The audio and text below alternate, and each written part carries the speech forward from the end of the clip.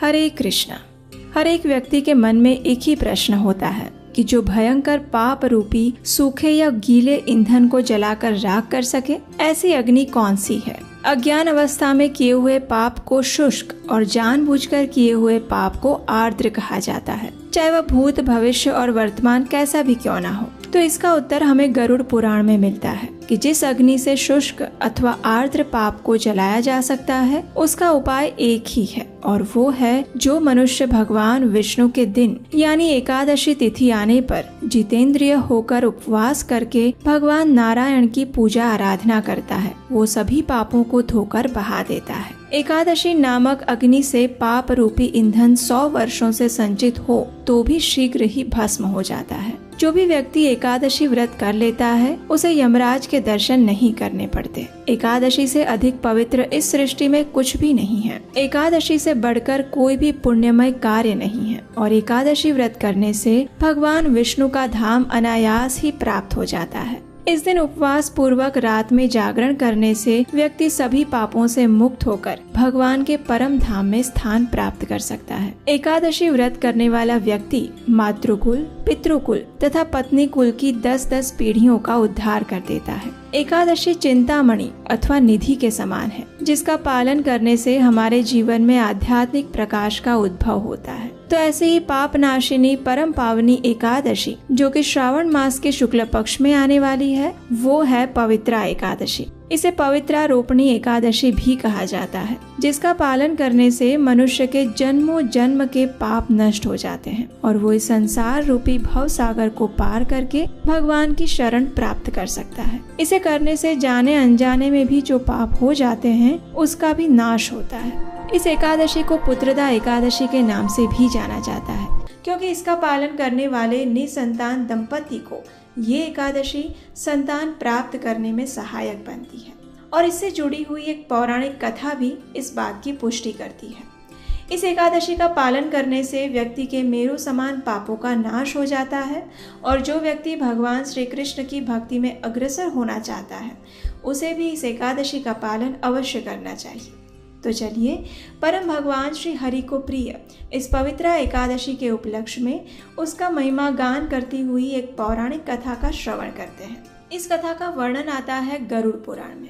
हम सब जानते हैं कि पक्षीराज गरुड़ भगवान श्री हरि के वाहन हैं, लेकिन क्या आप जानते हैं उन्हें इस महान सेवा और पद की प्राप्ति कैसे हुई? तो सुनिए। पक्षीराज गरुड़ के पिता है ऋषि कश्यप और उनकी माता का नाम है विनिता। एक दिन विनिता और ऋषि कश्यप की अन्य पत्नी कद्रु के बीच में शर्त लग गई कि देवताओं के घोड़े उच्च श्रवा का रंग कौन सा है। स्वाभाविक है कि उसका रंग दूध के समान श्वेत था, लेकिन कद्रु ने कपट पूर्वक विनिता से कहा कि उसकी पूंछ का रंग काला है। इसी बात पर दोनों में शर्त लग गई और ये तय किया गया कि इस बात की पुष्टि की जाएगी और जो भी हारेगा वह दूसरे का दासत्व स्वीकार करेगा। अब देखिए कद्रु ने चालाकी पूर्वक क्या किया, तो उसने अपने सभी संतानों को जो कि सर्प थे, उन्हें उस घोड़े की पूंछ पर लिपट जाने के लिए कहा, ताकि जब पुष्टि की जाए तो उसकी पूंछ सच में काले रंग की दिखाई दे। अपनी माता की आज्ञा पाते ही सभी सर्पों ने ऐसा ही किया और परिणाम स्वरूप गरुड़ की माता विनिता ये शर्त हार गई और उन्हें कद्रु की दासी बनकर रहना पड़ा। इस बात से दुखी गरुड़ ने एक दिन निर्णय किया कि वे अपनी माता को इस दासत्व से मुक्त कराएंगे। इसलिए उन्होंने कद्रु से जाकर पूछा कि अपनी माता को दासत्व से मुक्त करने के लिए वे क्या कीमत चाहती है। तो कद्रु भी चालाक थी। वो चाहती थी कि विनिता सदैव उसकी दासी बनकर रहे। इसलिए उसने गरुड़ को एक असंभव कार्य सौंपा और वो कार्य था देवलोक से अमृत के कलश को लेकर आने का। गरुड़ ने अपने पिता के मार्गदर्शन में इस असंभव कार्य को संभव बनाने का निर्णय लिया और देवलोक में जाकर अनेक संघर्षों के पश्चात वे उस अमृत कलश को धरती पर लाने में सफल हुए और इस प्रकार उन्होंने अपनी माता विनिता को कद्रु के दासत्व से मुक्ति दिलाई। जब भगवान श्री विष्णु ने गरुड़ के इस महान पराक्रम, बुद्धि, चातुर्य और विनम्रता को देखा तो उन्होंने उसके समक्ष अपना वाहन बनने का प्रस्ताव रखा और गरुड़ के लिए तो ये अत्यंत सौभाग्य की बात थी। उन्होंने बड़ी ही प्रसन्नता पूर्वक इस सेवा का स्वीकार किया। एक दिन गरुड़ और भगवान श्री विष्णु के बीच में कुछ संवाद हो रहा था। उस समय गरुड़ ने भगवान श्री हरि से पूछा, हे भगवान, मैंने सुना है कि सभी व्रतों में एकादशी तिथि आपको सर्वाधिक प्रिय है, लेकिन कई बार इस एकादशी तिथि के दिन को लेकर अनेक भ्रांतियां फैली रहती है। तो आखिर कौन से दिन इसका पालन करना चाहिए, इस विषय में मैं जानना चाहता हूँ। इसके उपरांत इस एकादशी तिथि के महात्म्य के विषय में भी मैं आपसे जानने को उत्सुक हूँ। हे प्रभु, यदि आप मुझे योग्य समझें तो कृपया इस विषय में मुझे मार्गदर्शन प्रदान करें। गरुड़ की विनम्रता और जन कल्याण युक्त जिज्ञासा को देखकर भगवान श्री हरि ने कहा, हे पक्षीराज गरुड़, ये बात सत्य है कि मास में 2 बार यानी कि शुक्ल पक्ष और कृष्ण पक्ष, इन दोनों पक्षों में आने वाली एकादशी तिथि मुझे अत्यंत प्रिय है। एक समय इस पृथ्वी पर महान राजा मांधाता ने इसी एकादशी व्रत का पालन करके अत्यंत पुण्य अर्जित किया था और उसके परिणाम स्वरूप उन्हें इस संपूर्ण पृथ्वी का एक चक्री साम्राज्य प्राप्त हुआ था। इसलिए प्रत्येक व्यक्ति को अपने जीवन के परम लक्ष्य आध्यात्मिक जीवन में उन्नति हेतु इस एकादशी का व्रत अवश्य करना चाहिए। और रही बात एकादशी तिथि के सटीक पालन के दिन की, तो ध्यान पूर्वक सुनो।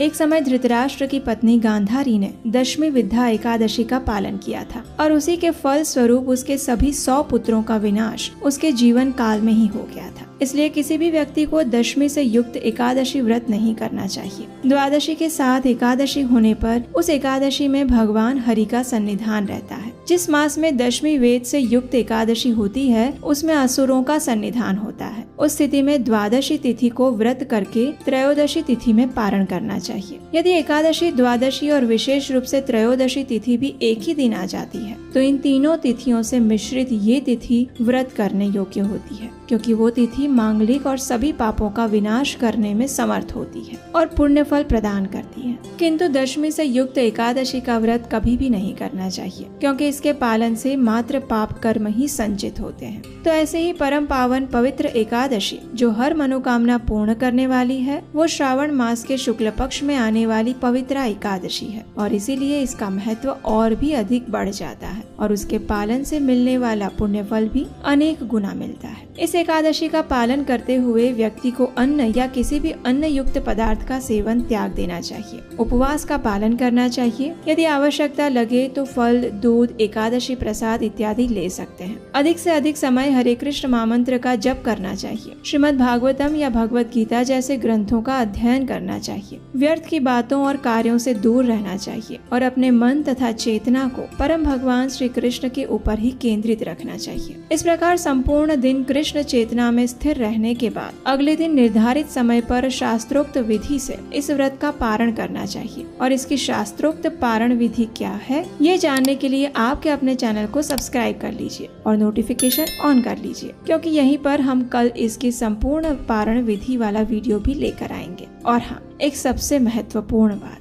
जैसा कि आप सब जानते हैं, इस समय हमारे पड़ोसी देश बांग्लादेश में हमारे सनातनी भाई बहनों की स्थिति अत्यंत गंभीर है। उनके साथ विधर्मी लोगों द्वारा अत्यंत क्रूर अत्याचार हो रहे हैं। वहाँ की बहन बेटियों के साथ दुष्कर्म किए जा रहे हैं। उनकी धन संपत्ति लूटी जा रही है और ऐसे में हम वहाँ जाकर तो उनके लिए कुछ नहीं कर सकते, लेकिन हम उनके लिए प्रार्थना जरूर कर सकते हैं। इसलिए इस पवित्रा एकादशी पर आप अधिक से अधिक हरे कृष्ण महामंत्र का जप उनके लिए करिए। उन्हें अपनी एकादशी का फल अर्पित कीजिए और इस प्रकार आप उनके लिए प्रार्थना करके उनकी अप्रत्यक्ष सहायता कर पाएंगे। ऐसे समय में हिंदू सभ्यता को एकजुट होना अत्यंत आवश्यक है, क्योंकि अगर ऐसा नहीं हुआ तो हमारी संस्कृति को भी मिटने में देर नहीं लगेगी। और हमारे शास्त्र का एक ही वचन है, धर्मो रक्षति रक्षितः, यानी जो धर्म की रक्षा करता है, धर्म उसकी रक्षा करता है। तो अपने धर्म और सनातन संस्कृति की रक्षा हेतु आवाज उठाइए। पिछले कुछ वीडियो में जब हमने ये बात आपसे कही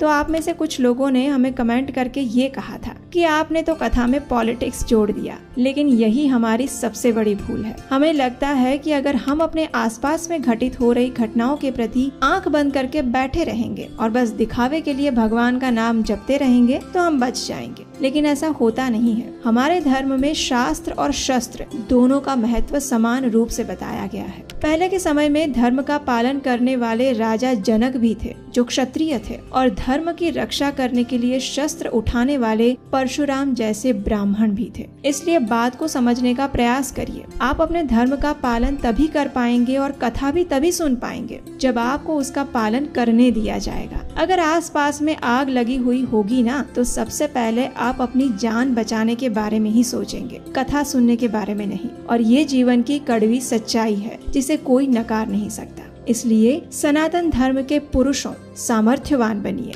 और स्त्रियों अपने चारित्र्य को सशक्त बनाइए। अपनी आने वाली पीढ़ी को हमारे शास्त्रों की प्रमाणभूत शिक्षा दीजिए और साथ में आवश्यकता पड़े तो शस्त्र चलाना भी सिखाइए। ऐसी वीर संतानों को जन्म दीजिए जो आने वाले समय में हमारे धर्म और संस्कृति की रक्षा कर सके। यही हमारा इस समय का मुख्य कर्तव्य है। तो आइए इस पवित्रोपना एकादशी के शुभ अवसर पर हम परम भगवान श्री कृष्ण से यही प्रार्थना करते हैं कि वे बांग्लादेश में रहने वाले सनातनी हिंदू भाई बहनों की रक्षा करें और हमें ऐसा बल, बुद्धि और चेतना प्रदान करें कि हम अपने धर्म का पालन करते हुए उसका गौरव और प्रचार अधिक से अधिक बढ़ा सकें और हमारी इस अत्यंत मूल्यवान वैदिक संस्कृति को संजो कर रख सकें।